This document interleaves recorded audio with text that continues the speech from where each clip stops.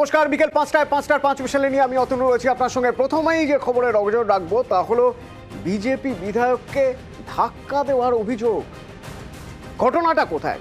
ঘটনা হলো একটি ইন্ডিয়ান অয়েলের বটলিং প্ল্যান্ট, সেখানে যে অস্থায়ী শ্রমিক তাদের পারিশ্রমিক নিয়ে সমস্যা। তো সেই সমস্যা মেটানোর জন্য সেখানে গিয়েছিলেন বিজেপি বিধায়ক, আর সেখানেই উত্তেজনা ছড়িয়ে পড়ে। ইন্ডিয়ান অয়েলের আধিকারিকের বিরুদ্ধে অভিযোগ ওঠে বিজেপি বিধায়ককে ধাক্কা মারার। রঞ্জিত প্রতিনিধি আমার সঙ্গে সরাসরি রয়েছেন, রঞ্জিতের সঙ্গে কথা বলি একবার। রঞ্জিত, বিধায়ককে ধাক্কা মারলেন, এরকমও হলো কেন?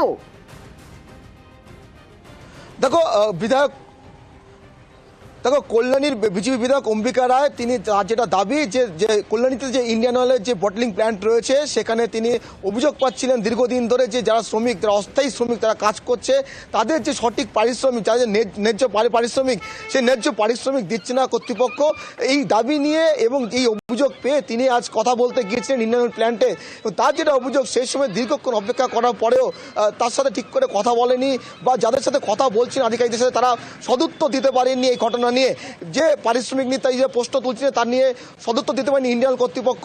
এরপর যে পরিস্থিতি তৈরি হয়, তার সাথে যারা শ্রমিক ছিলেন তাদের মধ্যে কেউ মোবাইলে পরিস্থিতির কথা বলছো রঞ্জিত, যে সময়ের পরিস্থিতির কথা বলছো, আমরা দর্শক একবার দেখিয়ে রাখি সেই সময়ের কথা। ওই দেখুন, বিজেপি বিধায়ক অম্বিকা রায় তিনি ঢুকছেন।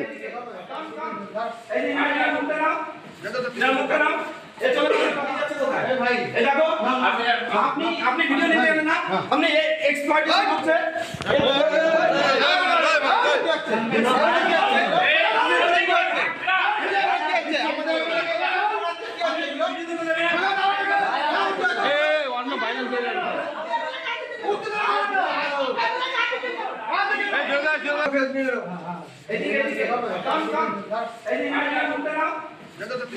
রঞ্জিত, ঝামেলা ঠিক বোঝা গেল না যে এই ঝামেলাটা কিভাবে হলো।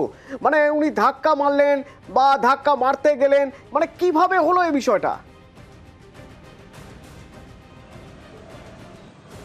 দেখো, বিজেপি বিধায়কের দাবি যে তিনি কথা বলার চেষ্টা করছিলেন প্ল্যান্ট ম্যানেজার এবং যিনি দায়িত্বপ্রাপ্ত যেখানে ম্যানেজার রয়েছে তার সাথে কথা বলার চেষ্টা করছিলেন, কিন্তু যেই চিত্র দেখা যাচ্ছে, যেটা ক্যামেরাবন্দি হয়েছে, যে এই ছবিটাই করতে যাচ্ছেন যে প্ল্যান্ট ম্যানেজার তিনি কথা বলতে চাইছেন না, তিনি অন্য ঘরে ঢুকে যাচ্ছেন, তার নিজের ঘরে ঢুকে যাচ্ছেন। সেই সময় বিজেপি বিধায়ক যখন কাছে যান তার সাথে কথা বলার জন্য, সেই সময় কিন্তু সেই চিত্র ধরা পড়ে এবং যারা ক্যামেরাবন্দি করছিলেন মোবাইলে, সেই মোবাইল তিনি কেড়ে নেওয়ার চেষ্টা করেন। এমনকি বিধায়কের অভিযোগ তাকে ধাক্কা পর্যন্ত মারে প্ল্যান্ট ম্যানেজার। এই ঘটনার পরেই কিন্তু এখনো পর্যন্ত সাময়িকভাবে প্ল্যান্টের যে বটলিংয়ের কাজ, সেই কাজ কিন্তু বন্ধ রয়েছে। তবে এই নিয়ে কিন্তু রাজনৈতিক তরজা শুরু হয়েছে অতনুদা, কারণ আইএনটিটিউসি তৃণমূল শ্রমিক সংগঠন, তাদের যেটা অভিযোগ যে বিধায়ক বাইরে থেকে বহিরাগতদের নিয়ে সেখানে প্ল্যান্টে গিয়েছিলেন, তিনি অপ্রীতিকর ঘটনার জন্যই সেখানে পৌঁছেছিলেন। তবে বিধায়কের যেটা দাবি যে শ্রমিকদের ন্যায্য যে মূল্য, সেই পারিশ্রমিক, সেটা দিচ্ছে না বলেই তিনি সেখানে গিয়েছিলেন। এর আগেও তিনি কথা বলেছেন। শুনবো বিধায়ক, কল্যাণীর বিধায়ক অম্বিকা রায়, তার বক্তব্য। যে লেবার লয়ের যে ভায়োলেশন হচ্ছে, মিনিমাম ওয়েজেস অ্যাক্ট সেন্ট্রাল গভর্নমেন্টের, যে ভায়োলেশনের জবাব দেবে এবং সেই ভায়োলেশনের জন্য প্রসিকিউশন হওয়ার দরকার। He should be punished. MLA জনপ্রতিনিধি, আমি তার কাছে তো প্রবলেমটাকে সলভ করতে চাইছি যে যারা ন্যূনতম যে পরিকাঠামো, ন্যূনতম যে কাজের যে পারিশ্রমিক, তাদের পারিশ্রমিক আপনি দিন। রাজীব বারে প্ল্যান্ট ম্যানেজার আমাকে পুশ করেছে রীতিমতন। না, এদিকে আবার আইএনটিটিউসির দাবি যে এরকম কোনো ঘটনা ঘটেনি। আসলে বিজেপি বিধায়ক বহিরাগত নিয়ে গিয়ে গোলমাল পাকাতে চাইছিলেন।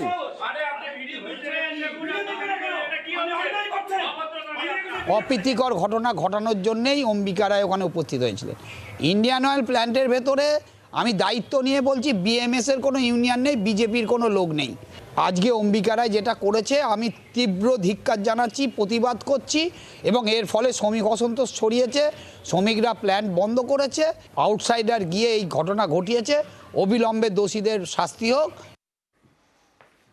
আসুন এবার একটু দাদাগিরি দেখে নেওয়া যাক। বেলঘড়িয়ায় তৃণমূল কাউন্সিলরের ছেলে, তার দাদাগিরি।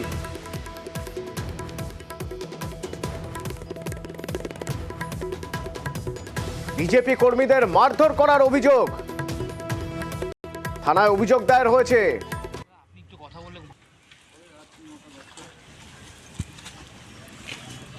ভিডিও করছো না?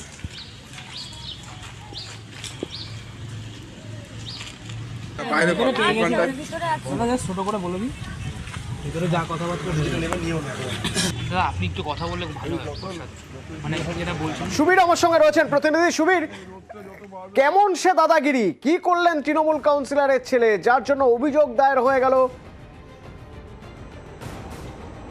দেখো, ঘটনার সূত্রপাত কিন্তু গতকাল, অর্থাৎ স্বামীজির জন্মদিন, এবং সেই জন্মদিনকে ঘিরে স্বামীজির গলায় কে আগে মালা দেবে এই নিয়ে কিন্তু গন্ডগোল। এলাকার যারা বিজেপি যারা কর্মী রয়েছেন তারা কিন্তু সেখানে সকালবেলা গিয়েছিলেন স্বামীজির গলায় মালা দেওয়ার জন্য।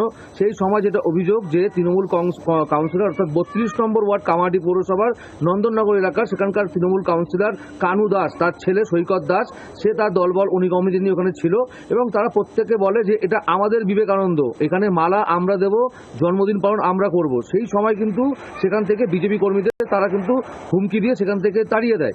তারপরে কিন্তু তারা তাদের মতো করে যখন তাদেরকে হুমকি দেওয়া হয়, সেই কারণে আতঙ্কিত বিজেপি কর্মী তারা বেলঘরিয়া থানায় কানু দাস অর্থাৎ কাউন্সিলরের ছেলের নামে অভিযোগ দায়ের করে, এবং অভিযোগ দায়ের করে যখন তারা বাড়িতে ফিরছে সেই রাত্রিবেলা কিন্তু যেটা অভিযোগ যে কানু দাসের ছেলে সৈকত দাস দলবল নিয়ে তার বাড়ির সামনে চড়া হয় এবং তাদেরকে মারধর করে, এবং তারপরে কিন্তু তারা যথেষ্ট আতঙ্কিত, তারা ঘর ছাড়া হয়ে রয়েছেন, ঘরে তারা ঢুকতে পারছেন না।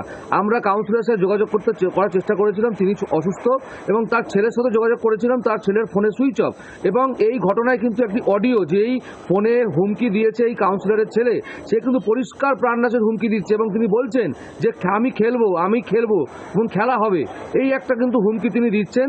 এবং আমাদের সাথে তৃণমূল নেতা অর্থাৎ কামারহাটি পৌরসভার পুরপ্রধান গোপাল শাহ আমাদেরকে পরিষ্কার জানিয়েছেন যে তৃণমূল কংগ্রেস কোনো ঝামেলা, কোনো মারপিটে বরদাস্ত করবে না। যদি এই ধরনের ঘটনা হয়ে থাকে প্রশাসনের মতো ব্যবস্থা নেবে এবং দলগত যা ব্যবস্থা নেওয়া। ধন্যবাদ সুবীর। প্রথমে শুনবো এই যে আক্রান্ত বিজেপি কর্মী, হ্যাঁ, তার কি বক্তব্য, কিভাবে আক্রান্ত হলেন তিনি? সকালবেলা আমরা স্বামীজির প্রতিকৃতিতে মাল্যদান করতে যাব বলে আমরা সকালবেলা 7:15 নাগাদ আমরা বেরোই। টিএমসির গুন্ডা বাহিনীরাই ছিল। কানু দাসের ছেলে জয় দাস। কানু দাস হলো 32 নম্বর ওয়ার্ডের কাউন্সিলর। দুজন মিলে মুখ আর গলা টিপে ধরলো, দেখেন এখানে, আর পিছন দিয়ে একজন হিট করছিল, ঘুষি চালাচ্ছিল, তো কোনো রকম জানে বেঁচেছে। আতঙ্কিত তোমরা? নিশ্চয়ই আতঙ্কিত। আর শুধু আমি না, আমার ফ্যামিলির সবাই বলে দিয়েছে পাড়া ছাড়া করবে, নন্দননগর ছাড়া করবে, বুথে বসা যাবে না, বিজেপি করা যাবে না। এবার শুনুন বিজেপি জেলা সভাপতি কি বলছেন, এবং পাশাপাশি আপনাদের শোনাবো তৃণমূল কামারহাটি পুরসভার উপপ্রধান। এখনো পর্যন্ত গ্রেপ্তার হলো না কেন? রিটেন কমপ্লেন্টে পরিষ্কার এই কথাটা লেখা রয়েছে যে বাড়ির পরিবারের সদস্যদের সামনে খুনের এবং ধর্ষণের হুমকি দেওয়া হয়েছে। এখনো পর্যন্ত তারা ঘুরে বেড়াচ্ছে। এই হচ্ছে এখানকার কামারহাটির প্রশাসনের অবস্থা। এই বিষয়ে যদি পুলিশ যথেষ্টভাবে সচেষ্ট না হয়, আমরা আমাদের সর্বশক্তি নিয়ে বেলগড়িয়া থানাতে আমরা প্রদর্শন করব, এবং যা যা করণীয়, ইভেন দরকার পড়লে হাইকোর্ট পর্যন্ত যাব পুলিশ ইনঅ্যাকশনের মামলা নিয়ে। মারধর কেন দিয়েছে বা দেওয়ার কথা তো নয়। আমরা বিজেপি কর্মী হোক আর কোনো অন্য রাজনৈতিক দলের কর্মী হোক, আমাদের মারপিট করা, মার ধরা আমাদের অধিকার নেই, এবং আমার দল সেটাকে কখনো মেনে নেয় না। রাজনীতিগত সম্পর্ক না থাকতে পারে, নাগরিক হিসাবে আমি যা করার আমি সেটা করব। রামপুরহাটের এসএফআই এর সভায় ঠিক কি হলো, এক অন্যরকম ছবি কিছুক্ষণের জন্য উঠে এলো, সেই ছবি দেখাবো বিরতির পর। সঙ্গে থাকুন।